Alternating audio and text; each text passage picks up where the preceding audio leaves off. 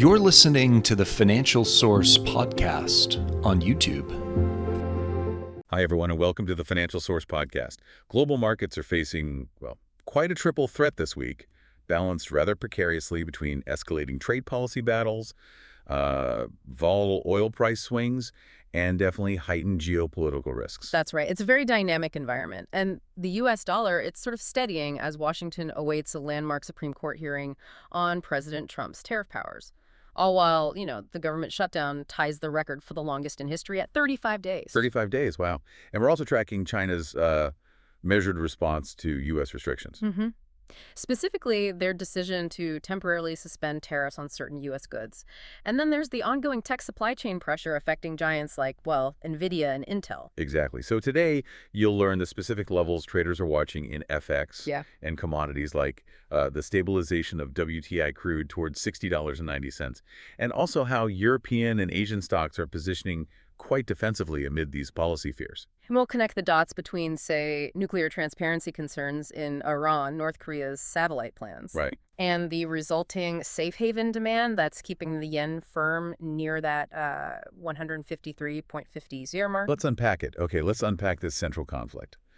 Tariffs and this policy uncertainty really dominating the market right now. Mm-hmm.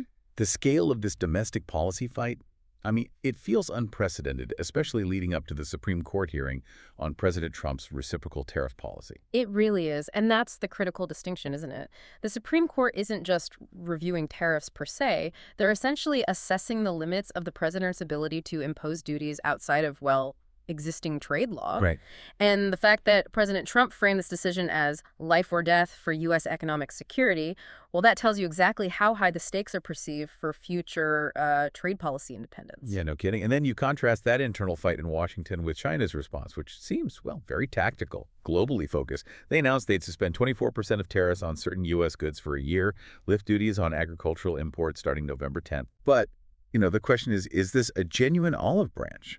Or is it really designed just to highlight the U.S. policy chaos? Well, I tend to lean towards the latter, honestly. Premier Li Qiang immediately used the moment to criticize what he called unilateral protectionism. Right. So this move lets China sort of claim the moral high ground globally, painting the U.S. as the destabilizing force, all while, crucially, retaining a strategic 10% tariff on other specific products. That's a clear bargaining chip. A bargaining chip, exactly. And if we connect this to the bigger picture, this policy friction is just creating massive headwinds for an already slowing world economy. Definitely. And the tech sector, it just remains the primary battleground here. The U.S. keeps restricting NVIDIA's ability to sell high-end chips to China. Yep. But China's countermove is internal.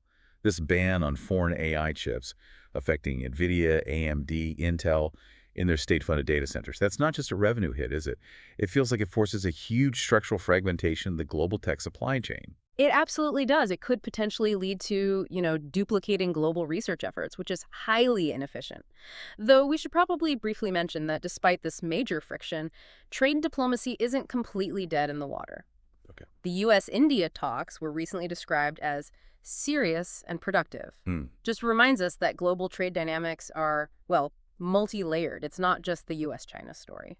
Good point. Good point. So let's maybe shift to the macro backdrop then, which is just dominated by this policy paralysis we mentioned.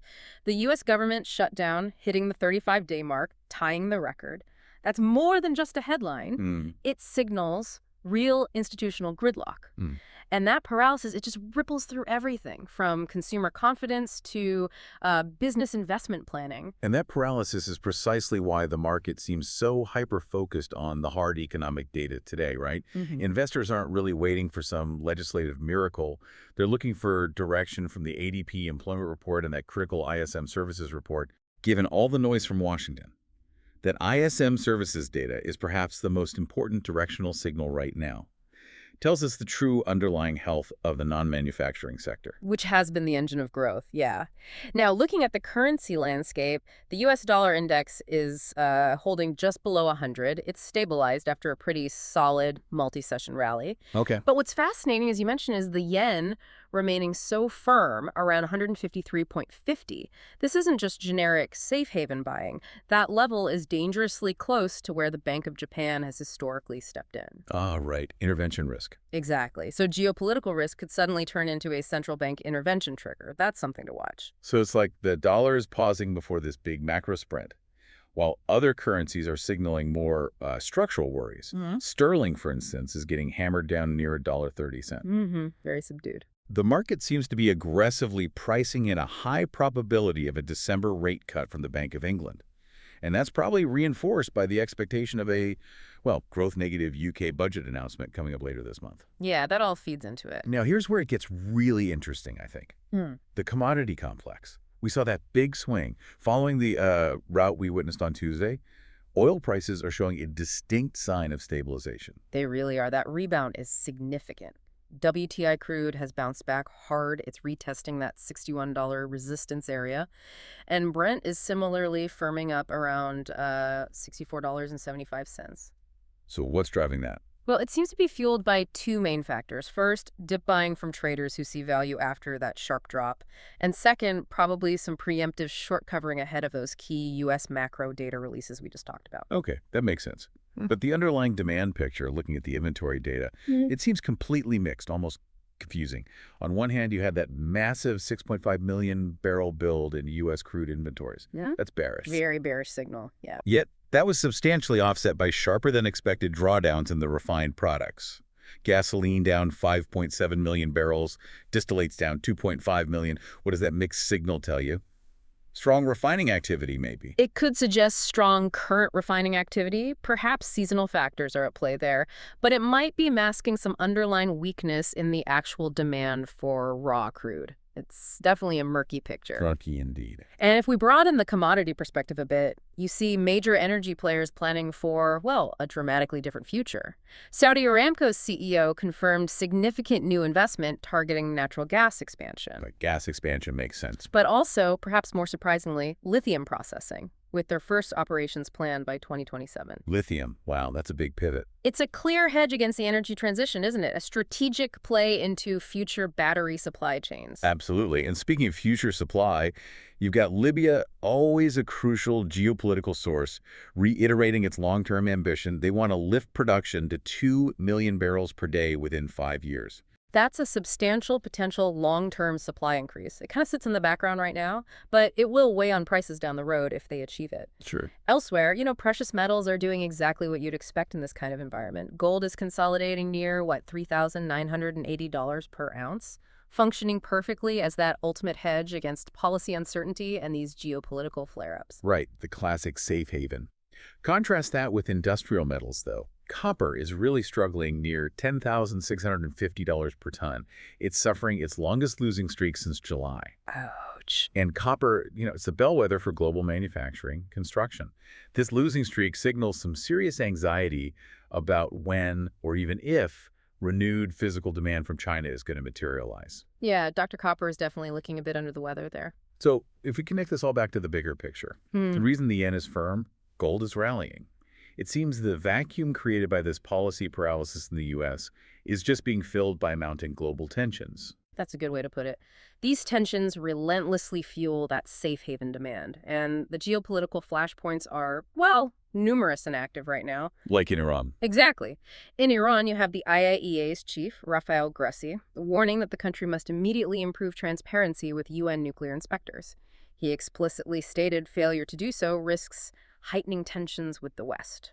That's pretty direct language. Very direct. Yeah. And then in East Asia, the situation remains incredibly tense.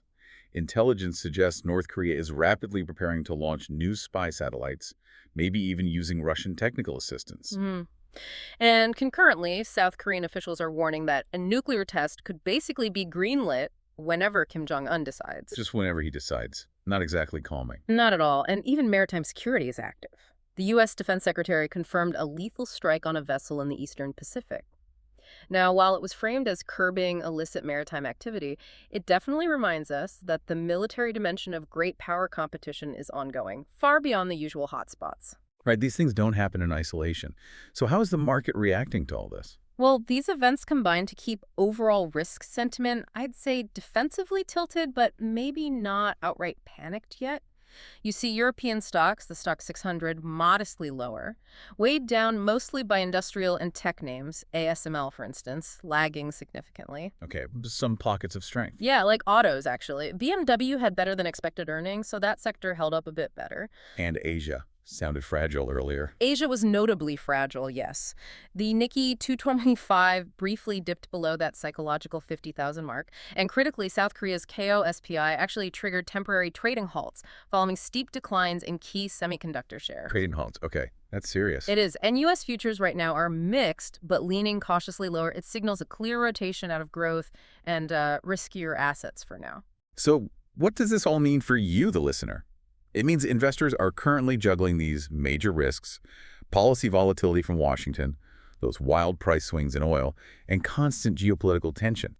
This collective fragility means the market is highly susceptible to the next headline, valuing caution and clear data over maybe betting big on growth right now. Right. And maybe a final thought to consider. Given this simultaneous push for massive production expansion in key resources, think Libya's oil goals, Saudi Aramco's new lithium and gas investments. And yet, at the same time, these ongoing tariff battles are actively restricting global trade flow. How might these conflicting forces supply abundance on one side, policy scarcity on the other, shape the long-term inflation outlook?